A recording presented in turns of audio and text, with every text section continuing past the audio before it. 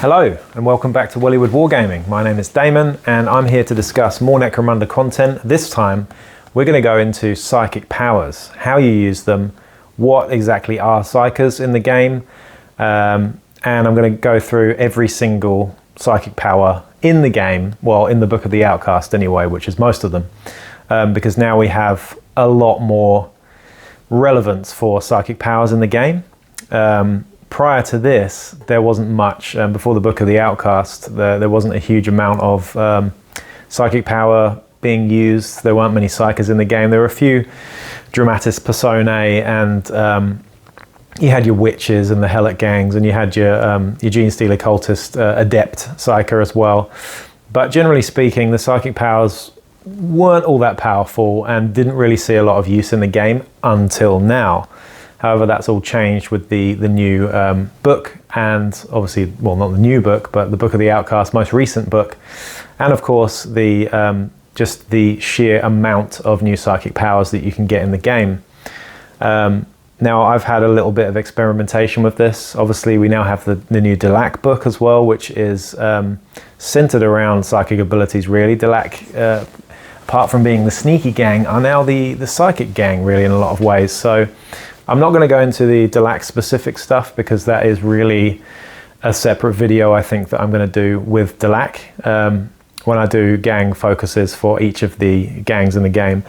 Also, you'll notice that I've got a microphone now, so you can now hear me loud and clear, and that's real nice. Before I get into this as well, by the way, we're heading into autumn in New Zealand here, and I live kind of in the bush a little bit. And if I'm looking shifty and looking around me a lot, it's because I've seen some absolutely massive sump spiders in here lately. So I'm a little bit arachnophobic. So if I scream, then you'll know why. But shall we get into it? So first off, before I go into the actual individual powers and the 7 different disciplines within Necromunda for psychic powers, I'm just going to explain how they're used and what it is to be a psyker in the game, basically. Now, in old Necromunda, I think psykers were pretty much only available as a kind of hired gun, basically, or hired mind, so to speak. In that you could hire them just like you would with hive scum or bounty hunters, things like that. You also had beastmasters back in the day as well, which were pretty cool, and I really hope they bring them back as well at some point. So psykers are a bit different in the game now. Obviously, you can still hire those specific Dramatis Personae for that function, but pretty much now, particularly if you play Outcasts, you can now have a psyker or more in your starting gang, and they can be pretty powerful. However, there are some house rules and arbitration that I think that needs to go alongside this to make it work better. And some of the psychic powers are almost too powerful to really see use without losing a lot of friends, basically. And some of them are just crap without being house ruled. So, but I'll go into that in more detail when we actually discuss the 7 disciplines within the psychic powers here. But first off, obviously, a psyker is going to be using the Willpower Stat. Now, the Willpower Stat is a stat that isn't really used for a huge amount else other than psychic abilities, and obviously things like Insanity and Corpse Grinder masks as well require willpower rolls. So we are seeing a lot more use of the Willpower Stat now as a result of psychic abilities and whatnot. But prior to this, it wasn't really such of a big issue, which means that statting up or increasing a fighter's willpower is very, very cheap in terms of the amount of credits that it costs and the amount of experience that it costs as well. So that's another matter, but just bear in mind that if you want a psyker to get much better at using these psychic powers, it's really cheap to do so in terms of leveling them up. So should that be a leader or a champion, then getting that extra willpower is pretty easy compared to, say, toughness, wounds, attacks, things like that, other stats that are otherwise very important in the game. So, getting into it, psychic powers. Now, like I said, they revolve around the willpower stat. So every time you use a psychic power, you have to make a willpower check, and that would be 2d6, and you've got to pass your willpower stat, basically, to be able to pull off the psychic power. Now there are different types of psychic powers. Some of them are simple actions, some of them are basic actions, some of them are double, and some of them are what's called continuous effect. Again, I'm going to get into the specifics of the continuous effect ones because this can be a little bit confusing, and again I think it's something that needs to be house ruled in your individual arbitration groups, so to speak. Now there are two actions you can do as a Psyker aside from just casting a spell. The first one is maintain control. Now this really only applies to continuous effect spells, or psychic powers should I say. I don't want to say spells, that sounds corny. But should you want to maintain a continuous effect power, it is a simple action to do so, and you get +3 to your willpower roll to do that.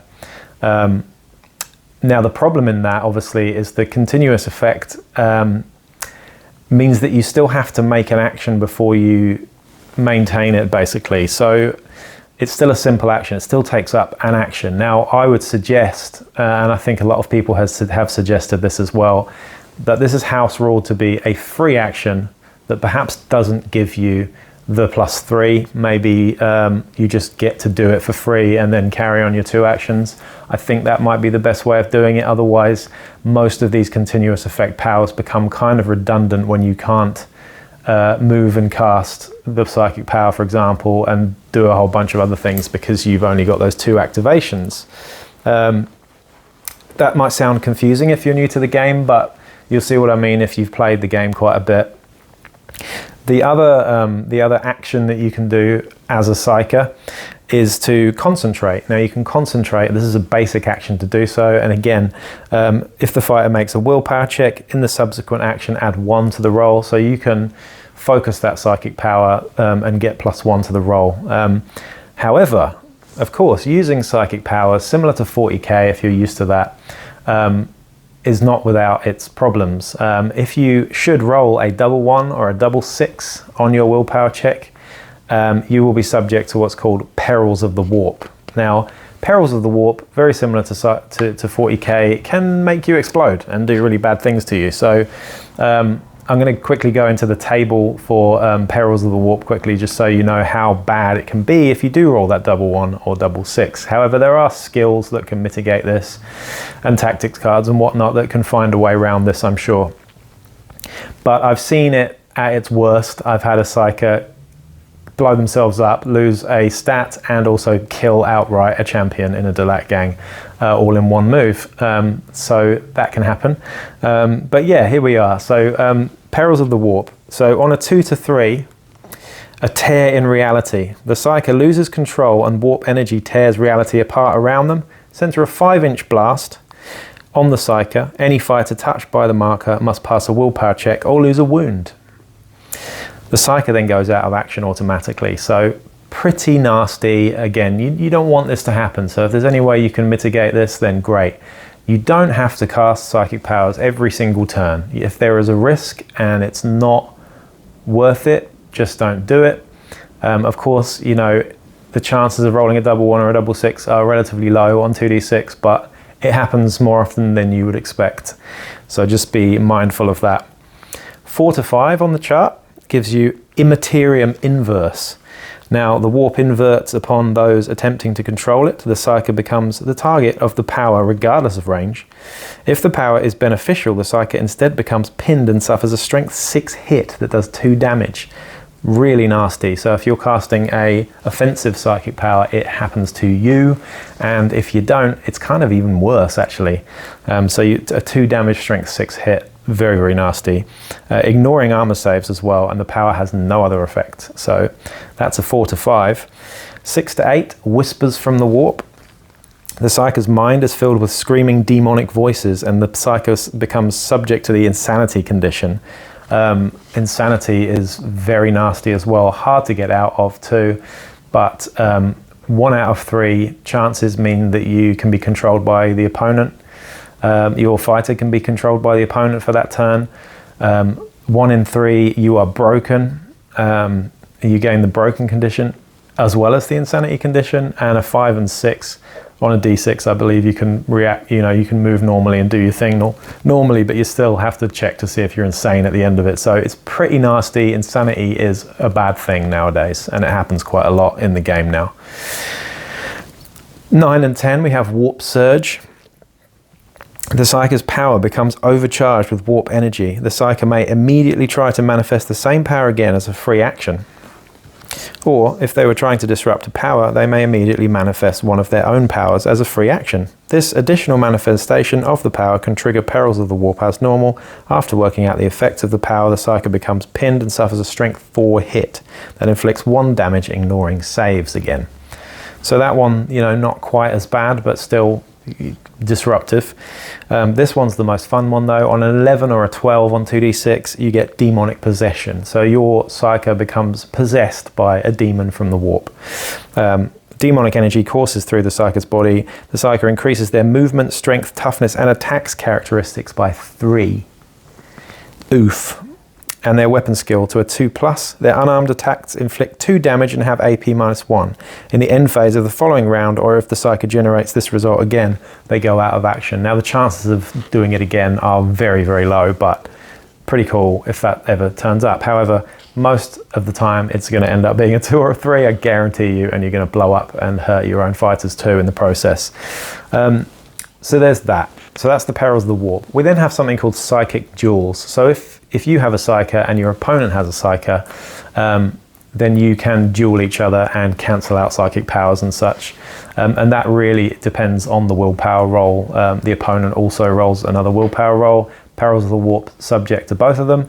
And if they beat you, then they cancel your power, etc. I think I believe you have to be within 18 inches and active and stuff as well. So you're not going to see that happening a lot because there aren't going to be a huge amount of Psykers in the game, but it's more relevant now than it ever was. So bear that in mind too. You also have something that I'm just going to add to that before we get into the original skill, the full lists of psychic powers, and that is sanctioned and non-sanctioned psykers. So a sanctioned psyker would be a legit psyker who's basically, he's okay, he's lawfully able to be a psyker and act as a psyker for whatever reason. A psyker with a sanctioned psyker may re-roll a failed willpower check once per battle, which is quite nice. So in a clutch, if you do roll that double 1 or double 6, then you can re-roll it. Chances are you'll probably end up being safe as a result too. However, if you're a non-sanctioned psyker and therefore an outlaw, criminal bastard, and just general scumbag, should a psyker go out of action, the enemy is rewarded a bounty of D3 plus 10 credits just for you going out of action. And also if you're captured and not sold to guilders, you're worth your full value instead of half, rounding up. So that's pretty cool as well, and nice for your opponent. So your opponent wants to play against non-sanctioned psykers as opposed to sanctioned psykers. And most psykers are unsanctioned psykers that I can think about anyway. So there you go. That is the beginnings of psychic powers. The next thing I'm going to do, of course, is get into all seven categories of the psychic powers. So let's get into it.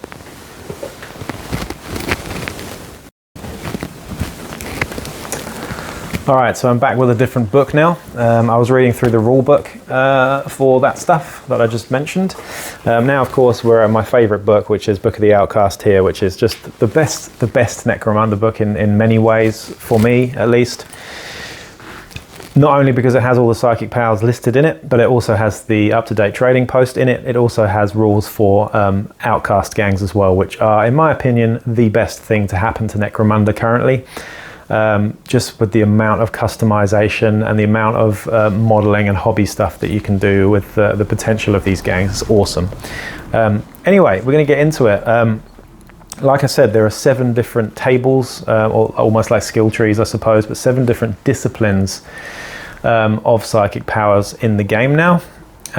Some of the existing psychic powers, in fact, all of the existing psychic powers prior to this will fall into these categories too, but I'm not going to go through those. I'm actually going to go through the 7 lists that we have in the Book of the Outcast. There are others that are available to your Helot Witch, to your Gene Stealer Cult, Adept, etc. but this is a much more refined and up-to-date list of those psychic powers, so I'm going to get straight into it. The first discipline, just quickly worth noting as well, if your Psyker sticks to one of these disciplines and only takes those psychic powers from that discipline, they gain a bonus, sort of I don't know what the word is really, but they gain a special ability basically for having stuck to that one path. Now each of the different abilities, each of the different paths have their own ability, and they're all quite different, and they're all quite fun and fluffy, but some of them are pretty good too, so it's worth thinking about. Of course you can mix and match psychic powers, that's fine, but you won't get that extra special ability from sticking to a set path, so bear that in mind there. So I just recorded about an hour's worth of going through all these weird powers, and it didn't record, it just froze. So I'm going to have to do the whole thing again. I'm very tired, it's quite late, but I'm going to do it anyway because that's my dedication to Necromunda for you. But I'm going to do them in bursts, so we're going to do each one just to make sure that this doesn't end up not recording and stuff. So anyway, you can hear me loud and clear here. The dog is barking next door and it's really fucking annoying actually. But anyway, we're going to get into it. And the first in the 7 disciplines is Biomancy. Now, Biomancy, if you stick to being a Biomancer, your special ability is fast healing. So what this does is when this fighter makes a recovery test, roll an extra injury dice and choose the result. Quite nice, really nice to keep your Psyker alive. So there you go. Now the first one, Arachnosis, makes you into a spider. Basically, it's a continuous effect. It's basic. It gives you the Clamber, Catfall, and Mighty Leap skill for that. So really nice, but again, it's not gonna, it's not gonna sway a game too much. Those skills by themselves aren't particularly great. Clamber's probably the best out of the 3 because it means you can move vertical distances and whatnot at no penalty, things like that. But again, personally, and I'm going to say this quite a lot during these videos, is I think that the Psyker is best used as either a disruption, an offensive, or a very defensive, focused piece in the game, I suppose, tactically. So this kind of power is probably not going to be used that much, I don't think. So that was Arachnosis anyway. Again, you might like it, and there might be potential for some shenanigans there as well, like all of these. But there you go, that's Arachnosis. The next one is Chameleon. So while this weird power is maintained, ranged attacks against this fighter suffer a -2 to hit. So this is really nice, especially if you stack it with the evade skill. So you've got -3 to hit. Very, very nice. But again, I just don't think it's really what a Psyker should be doing in the game personally, and it's certainly not the direction I would go in with a Psyker anyway. So, so there you go. That's Chameleon. The next one is Cause Pain. Now this one is good. This one is definitely one of the offensive powers in the Biomancy discipline, and this one gives you basically you can choose an enemy fighter that has already lost at least wound or flesh wound. So bear in mind that you have to at least have chipped away at this fighter first before you use it. So say that enemy leader who's already taken a long rifle shot and you've removed a wound from them, suddenly this gets very scary because you basically get to auto roll an injury dice against them. So if they've taken a flesh wound or a wound, you roll an injury dice. Very, very nice. Yeah, what's not to like about that one, basically. That's Cause Pain. The next one is Stop Bleeding. So choose a friendly fighter that has suffered at least 1 flesh wound that is within 18 inches and line of sight of this fighter. That fighter immediately removes any flesh wounds, plural, that they have. So that's really nice, particularly if you've got multiple flesh wounds on a fighter, you just remove them all. So really, really nice for keeping fighters in the game. It's okay, it's nice, it's good. The next one is Quickening. So this one's pretty cool too. So while the weird power is maintained, improve the fighter's movement characteristic by 3, which is quite nice. Very, very fast all of a sudden. And the weapon skill, ballistic skill, and initiative by 1 to a maximum of 2+. So this one's cool, but again, I can't really see a huge amount of use for it on a Psyker who's probably not going to be using that weapon skill in combat, probably not going to be using that ballistic skill for shooting, because they're a Psyker, and that's not really what they're for, in my opinion. However, it does mean that you can move very, very fast all of a sudden and effectively sprint to places. So reposition yourself maybe. Again, there's other things that you could do with that. The last one is Iron Arm. So as you can probably gather, Biomancy I'm not that excited by. I don't particularly think this is the greatest one. I'd say it's probably the weakest list out of the bunch, but Iron Arm here, basically, when this weird power is maintained, the fighter gains a special 5-up save against attacks made in close combat. This save is not modified by AP, so it's kind of like a refractor field in a lot of ways. You basically get a 5-up invuln save. Nice to have, but again, you've got to maintain this power and then be charged and stuff. So ideally, you're just not getting charged in the first place if you play well. And if you play tactically, so there you go. That's my 2 cents on the Biomancy discipline anyway. Again, I'm going to do all these in bursts and then edit them because I'm really worried about this video just not rolling, so we'll move on to the next one. So, moving on to the next psychic power discipline, and that is Chronomancy. Now, Chronomancy is the manipulation of time, obviously chronos, in Latin is time. So here we go. We've got some really interesting sort of fluffy shenanigans ones you can do here. The special ability, if you stay a Chronomancer, if you focus on Chronomancy, is once per battle, the fighter may perform one additional activation during their activation. Sorry, one additional action during their activation. So kind of similar to some of the tactics cards actually, and really nice in a clutch to be able to move and do a double psychic power like you've got here, or move, shoot, things like that, move, charge, whatever. But the first one is freeze time, so this can stack quite nicely with that. Now freeze time is really, really fun actually. So basically, if you pull this one off, it's a double though, so you would have to get into the right position to be able to use it, or use that special ability to use it effectively. But every single fighter within 12 inches of you, like a 12-inch bubble basically, can only do one single action. So say for example you're surrounded by a bunch of corpse grinders that all want to charge you, suddenly they can't charge you, they can only move, which is quite nice to do. I've used this to quite good effect to stop an ambot crushing my leader in a game, for example. So it's quite a nice one, I think, this one. The next one we've got is Suppress Power. Now this gives you an 18 inches and line of sight. Instead of having a psychic duel with an enemy psyker, you can just straight up deny their power. So within 18 inches you just say, hang on, no, you're not doing that now. Quite nice, you don't have to roll any dice, very, very good. But again, it's kind of like, it's very situational, because are you going to be facing that many psychers? Sure, if you've got loads of Delat gangs in your campaign, it can be very useful to stop that Penumbral Mirror Nactgul coming through a wall and slashing you up, for example. But I would personally rather take disruption powers or offensive powers most of the time on psychers anyway, just to get what I think you should be getting out of them. But it's quite nice. The next one I really, really like because it's kind of fluffy, and it means that you can build your psyker in a slightly different way, contradicting what I just said there really.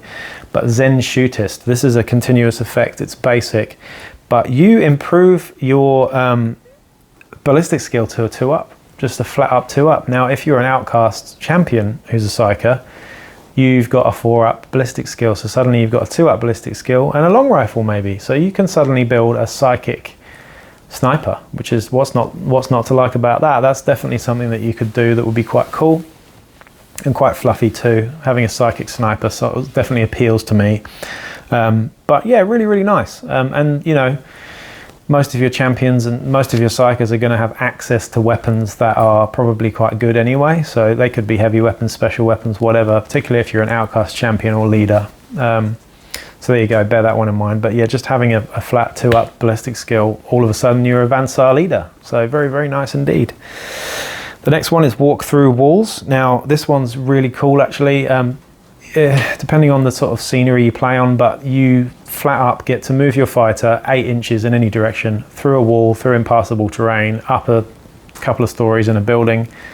Really nice. Now you're probably going to have more movement than 8 inches, but if you're playing on 2D terrain, for example, and there's a wall in the way, you can just boom through a wall, or you can go through a security door, you can it's quite cool. You can go across a big gap maybe on the top of 2 buildings, I don't know, but that's quite a nice one to have, but you've got to have it with other stuff that makes you dangerous to be able to use it properly, I think.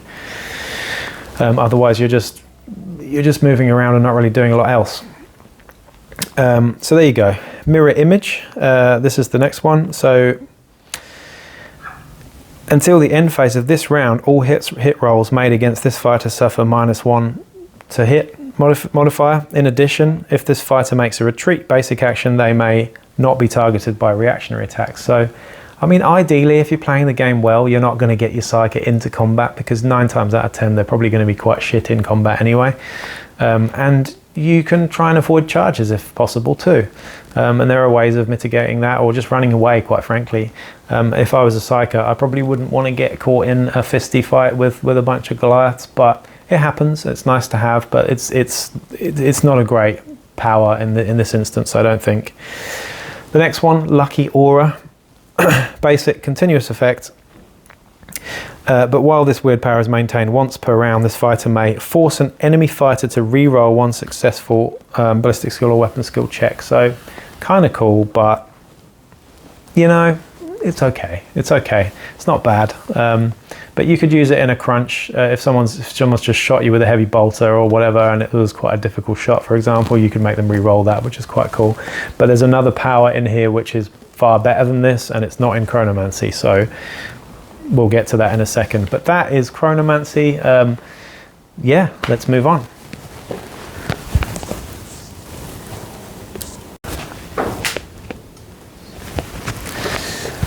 Right, the next one is Divination. Now, Divination is obviously seeing the future and things like that. So if you're a Divinator or a Div, your special ability, this is pretty cool. Once per battle, this fighter may use this ability to reroll any dice roll during their activation. So this ability may be used to reroll any number of dice, and may be used on an enemy fighter too. So pretty damn cool. What's not to like about that special ability, basically? You could use this for an enemy bottle check, for example. Say that they you know, have quite a high likelihood of bottling and they just rolled a 1, force them to re-roll it, so they bottle out. Really, really nice. What about an injury roll? They rolled a flesh wound, critically rolled a flesh wound when you want them to stay seriously injured, or better still, a skull.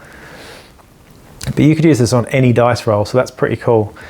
What's not to like about that? Yeah, sure, it's only once per battle, but really, really good here. The Divination ones are quite nice. I quite like how tactical they are as well, but here we go. We're going to get into the skills. So we've got Precognition. Now this is a special one.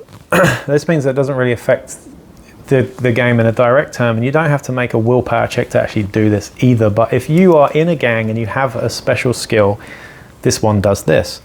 So Precognition, you get to choose the scenario and you get to be the attacker. So we don't really, in my campaigns anyway, we don't roll for scenarios, and we don't have attacker defender as such. We basically have preset scenarios each week, and we just play those based on gentlemen's agreements, pretty much, on which ones we want to play. But if you're normal, like most people, and you do roll for scenarios, then you can pretty much make sure that you're always ambushing and always attacking people. If you really want to be that guy, again, you're going to probably lose friends very quickly doing that, but it's there and you can do it. And you don't have to worry about casting it or anything either, or Perils of the Warp. It's just there. So pretty good, that one. There are 2 specials in this list actually for Divination. But the next one is a double. This is a continuous effect, and this is called Foreboding. Now, Foreboding gives a friendly fighter within 12 inches in line of sight the Overwatch skill. Now, the Overwatch skill is arguably one of the best skills in the entire game. It means that as soon as a fighter activates, you may interrupt that with a shooting attack there. So now this becomes even more powerful when you're doing it on a gang that doesn't have access to cunning skills like Overwatch. So really, really cool. Yeah, there's a lot of potential for shenanigans with this one, and just being able to use Overwatch on stuff that doesn't normally get Overwatch is really, really cool there as well. So definitely a top tier power, this one. The next one is Forewarning. So Forewarning is a basic. Until the end phase of this round, the first time the fighter is hit by an attack, roll a d6. On a 2+, the hit is ignored. Pretty cool. What's not to like about that one, basically? I mean, yeah, it's really good, but again, like, your Psyker, I think, is probably best spent not worrying about being hit by stuff and actually just being more disruptive or being more offensive, personally. Warp Whispers, this is the next one. This is, again, special. Now, these can stack, you know, so that Precognition can stack with this Warp Whispers. Now, Warp Whispers, what it does is you can increase your crew size by 1. So, obviously, you have to have the amount of fighters to be able to make this work, but if you have both of these, you get to choose the scenario and you get to increase your starting crew by 1. Again, really, really cool to have. It's not, you know, it doesn't seem like you're using this as a psyker, really, though. It just seems like you've got like a hanger on that's giving you extra bonuses, maybe, but pretty cool to do. Why not? It's there. Use it. The next one, the last one, is Visions. This is a double. It's a continuous effect. While this weird power is maintained, all enemy fighters within 18 inches of this fighter that are in full cover count as being in partial cover. So it basically gives you an infrasight, which is quite nice, within 18 inches. That's pretty cool. What's not to like? Again, it's disruptive. You could move into, sorry, it is a double though, so it's a bit difficult. You can't move in and do it, but everyone within 18 inches of line of sight is suddenly not got the cover that they thought they would. So if you've got quite a shooty gang, that's quite nice to have. And that's Divination, basically. So we'll move on to the next one now.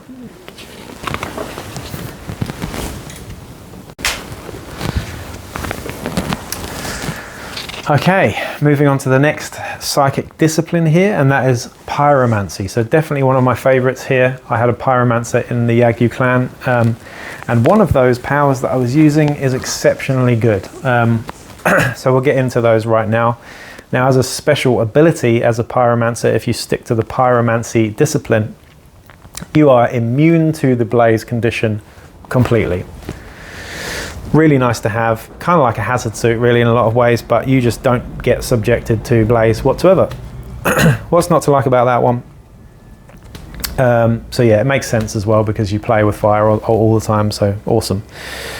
So the first one is Body of Flame. Now this one is a continuous effect, it's basic, but yeah, while this weird power is maintained, this fighter ignores hits from weapons by the blaze or melter trait. Now you're already getting that if you stick to the skill list anyway, and you're ignoring the melter trait. Now the melter trait only really kicks in at short range, but if you're getting hit by a melter gun anyway, chances are you're getting absolutely melted, so it's kind of in the name really.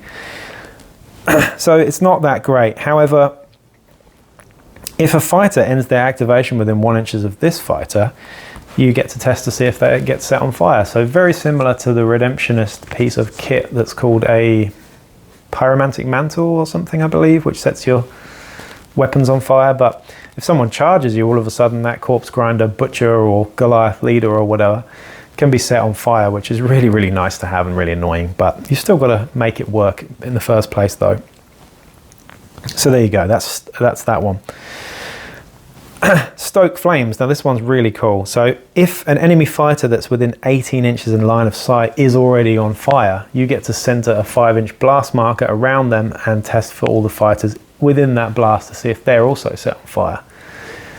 Quite situational, but if you have a few flame weapons, incendiary charges and whatnot in your gang already, and you've already set someone on fire, this is just going to be awesome to add to that chaos and carnage of setting even more fighters on fire all of a sudden. So pretty cool, that one. I like it. Very fluffy, not too OP, and quite situational, but still really, really good. Now the next one you've seen me probably use if you've watched any of our battle reports is Wall of Flame. Now I've used this one to pretty good effect with my Psyker, and I think it's an excellent power here. Now this gives you 12 inches in line of sight. You can place a 5-inch blast marker. Anyone within that blast marker who starts or ends their activation gets hit by blaze again. So of course you can just run through this marker, and it's worth pointing out this is continuous effect, so you can just leave it there. You can maintain it and try and leave it there. So you can just run straight through it. However, 9 times out of 10 you're going to do it on someone's head, so as soon as they activate they're going to be subject to blaze. So tactically really good though, just for locking out areas like Grav does, like Smoke does as well, so that's worth thinking about too. And that's kind of why I did it actually, to use it as more of a deterrent than actually a damage dealing device. So there you go. That's Wall of Flame, really, really good one, that one. Number 4 is Flame Blast. So while this weird power is maintained, one weapon with the melee trait is carried against the blaze trait. Again, it's similar to the Redemptionist thing that I was just talking about. Actually, this is much more closer to it. Your Psycho probably shouldn't be running around hitting things with close combat attacks, because it's not really what Psychos are good at. They're probably much better served to just be casting psychic powers and not worrying about getting in close combat, really, because you know your Psychos usually aren't good fighters. So there you go, that's worth thinking about. It's quite cool though. So there you go. The next one is Molten Bolt. Now this one's quite cool, but you know, in a clutch this is amazing, but it basically gives you a free melter gun shot. So you've got to be within 6 inches of them. You've still got to pass a ballistic skill check, which is quite tricky again, because Psychos don't usually have great ballistic skill, usually a 4 up or a 5 up or something. So once you hit though, you get a strength 8, -3 AP, damage 3 hit with melter. So if that leader is just about to charge you or whatever and you're 6 inches away, then use this, and if you hit them, then great, they're toast. Really nice to use. Again, these Pyromancy skills already, I'm reading them, I'm salivating about them because they're really good, as you can see. The last one is Scouring. Now we've seen this in the game already, Scouring. Scouring basically gives you a Strength 2 Flamer template. So it's a Strength 2 Flamer template, it's only damage 1, there's no AP, it still has Blaze. Quite nice, but it's continuous effect. You can maintain this one and just basically have a cheap Flamer, but to be honest, it's probably much better if you just fork out the 70 credits for a Hand Flamer, which is Strength 3. So there you go. That is Pyromancy. Now, as you can tell, I really like Pyromancy, so there you go. It's not the most powerful in the bunch though. We're going to get into that in a second, but it's quite a nice one. I'm sure you would agree.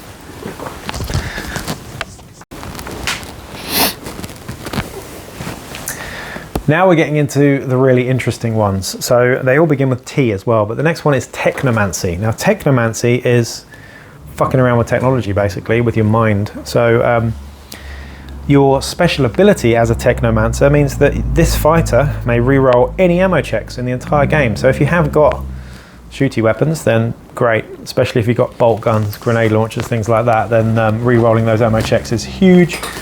Similar to Munitioneer skill, I would suppose. Now the first skill, I keep saying skill, the first psychic power in the list is definitely one of my favourite in the whole bunch, and it is Weapon Jinx. Now this is a simple, meaning that you can do it twice in a turn. Weapon Jinx means that you can choose an enemy fighter that's within 18 inches of this fighter, not a line of sight, just 18 inches, so quite a good range on it. They could be up a building, it could be a sniper or something, but you force them to make an ammo check. Now again, you can do this twice, so you can do it on the same fighter twice, or you can do it on 2 different fighters, but if you're playing against a gang that has lots of scarce weapons like plasma guns, or you know, stuff that is hard to reload like bolt guns and grenade launchers, like I just said, this is exceptionally powerful and really disruptive and really fucking annoying. So please use it against those shooty gangs, because it's just great. Like, what's not to like about that one? That's Weapon Jinx. The next one is Overcharge. So you get to, basically it's continuous effect again, but you get to up the strength of your weapon by 2 and the damage by 1, and it gains unstable, so it's okay. I mean, you can suddenly make a las pistol hit on strength 5 with 2 damage. It's quite nice. So there's things that you can do with that to make it really nice in a clutch, but it's unstable, and unstable, as you know, always happens. Even when it shouldn't happen, it happens all the time. So try and avoid that, because it will take your guy out of action, and there you go. But again, nice in a clutch though. The next one is Hardening. So When this weird power is maintained, the fighter improves their save rolls by 2. So, you know, say for example you've got like carapace armor on your Psycho, which is probably quite rare. Suddenly you've got a 2-up save with no undersuit. So, you know, very, very nice. But again, like I mentioned before, your Psycho probably is best served not being too defensive and not worrying about themselves as much, and actually being more disruptive and more offensive, I would say. That's Hardening.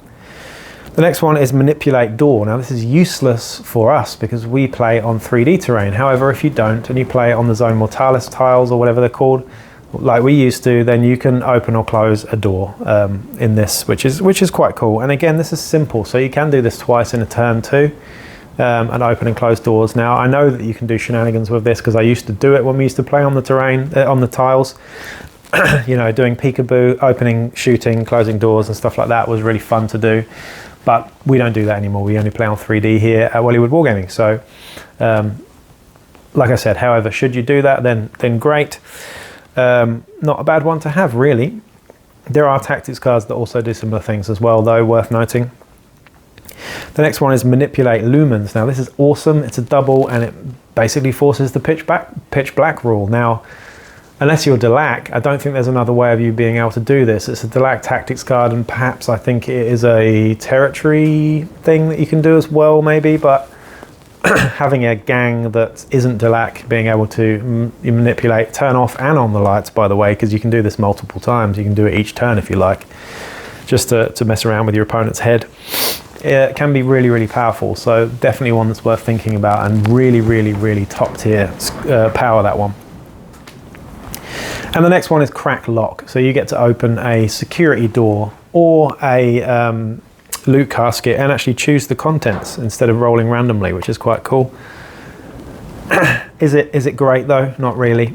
So that's Technomancy. I would say for me, Weapon Jinx is incredibly powerful there, but I also really like Manipulate Lumens there as well for the pitch black stuff too. So there you go.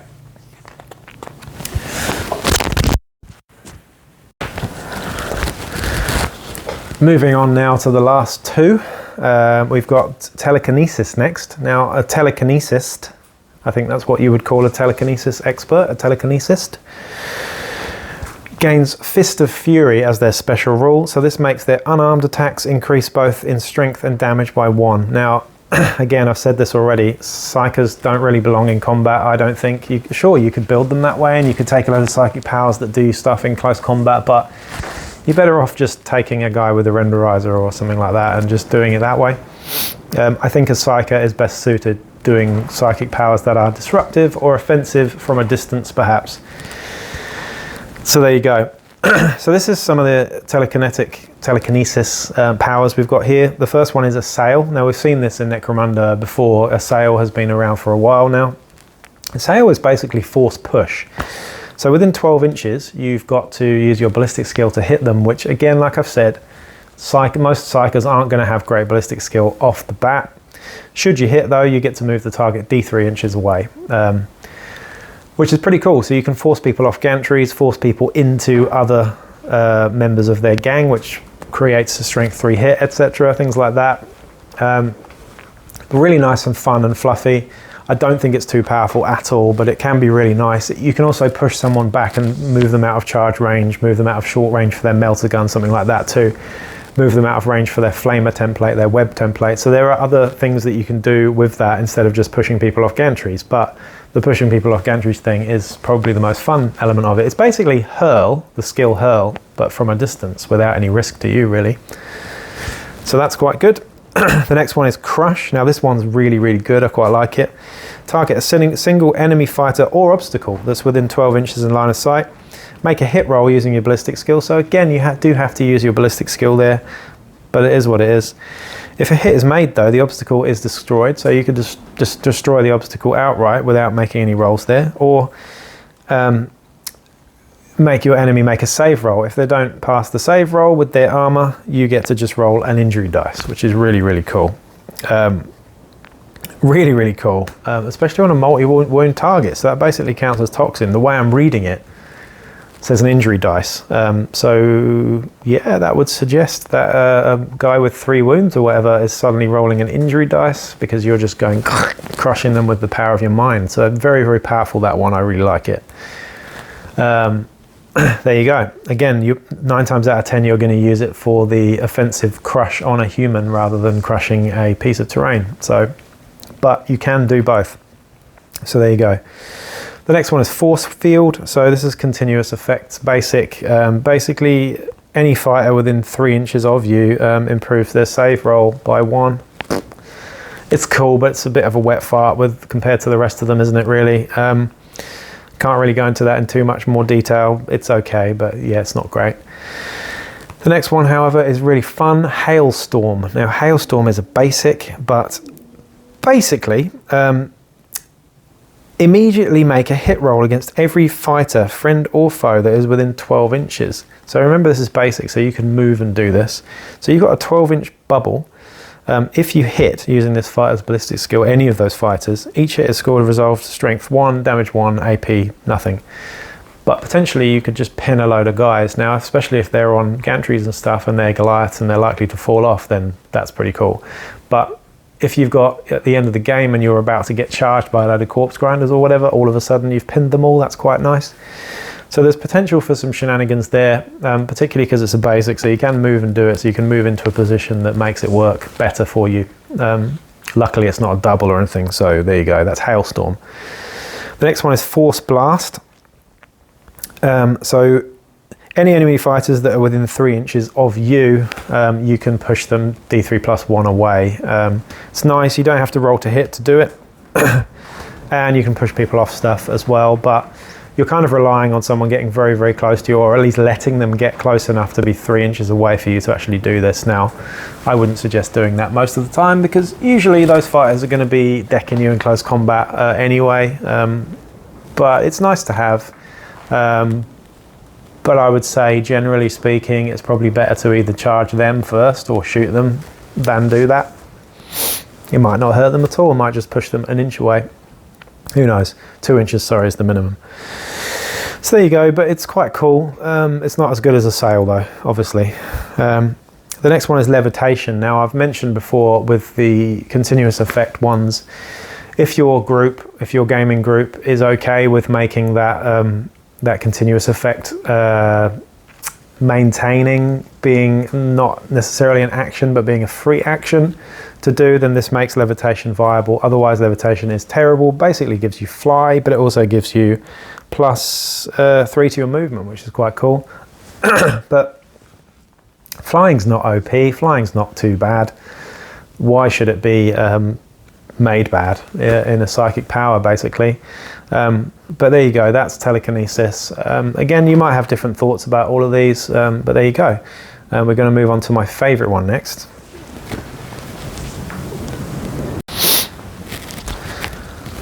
So we're at the end of the video now, and we're at the most powerful and possibly most broken psychic power list in the game, and that is Telepathy. Now, a telepath, their special ability is Fearful Aura. So you basically gain the fearsome skill. So if someone tries to charge you, they have to pass a willpower check. A lot of fighters don't have good willpower, so bear that in mind. And if they don't do it, they don't get to attack. They don't get to do the action, basically. So that's quite nice to have as an extra. Now, I would be scared of a telepath, particularly because they have 5 out of 6 of these are ridiculously good. So let's get into it. The first one is Mind Control. Now, I think Mind Control has changed, but 9 inches away and line of sight. I don't think this used to be line of sight. It used to just be 9 inches away. That fighter that you targeted 9 inches away immediately makes a shoot basic action, even if they've already activated this round. Really powerful.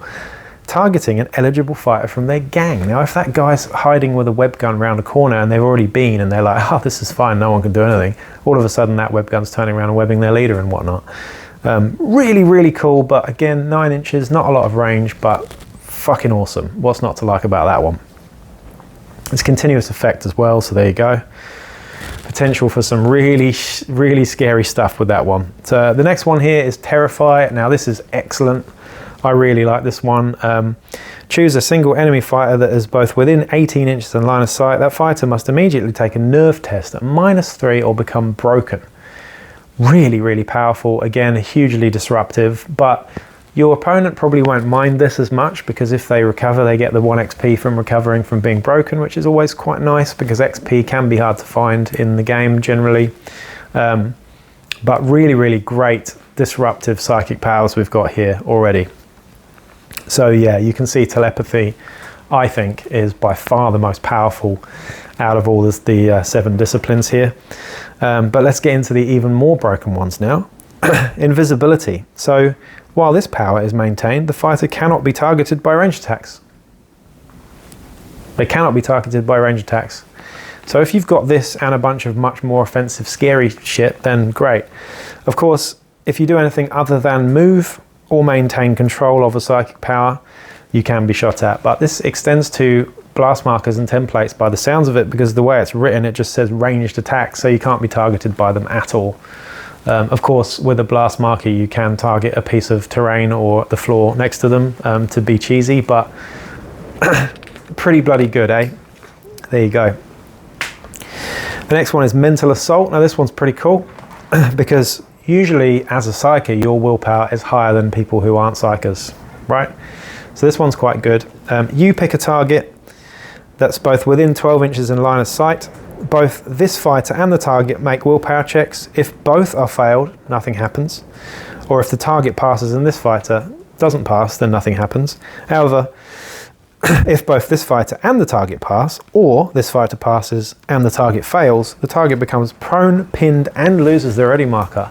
So not only are they pinned, but they also lose their ready marker. So that's really good. And like I said, most of the time you're going to have a much higher willpower than others and than your targets. And you're going to pick a target that has lower willpower than you anyway, all right? So really, really good, that one. Again, like out of those 4 that I've read already, you can see that if you were to roll randomly and get a power from that list, you'd already be very happy. Now, number 5 though is, in my opinion, broken as fuck. Now, it's called Hallucinations, and here's what it is. So 12 inches, you can pick a target within 12 inches, not line of sight, just 12 inches.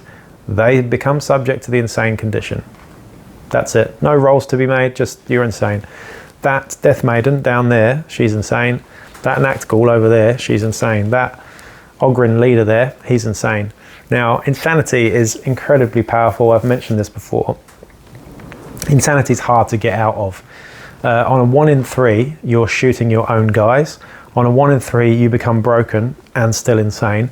On a 1 in 3, you can act normally and still have to test to see if you break out of being insane, but incredibly disruptive and really fucking annoying and just nasty to do. I had it on a Psyker that I was play testing in a few games before the campaign, and I was just doing that. I was like, hey, you're insane, you're insane, you're insane, you're insane, and it was working all the time and just made it really unfun to play against. So really powerful. Use it if you can, but yeah, just be warned that you're not going to make any friends doing it that way. It's really cheesy. It feels really cheesy when you're doing it.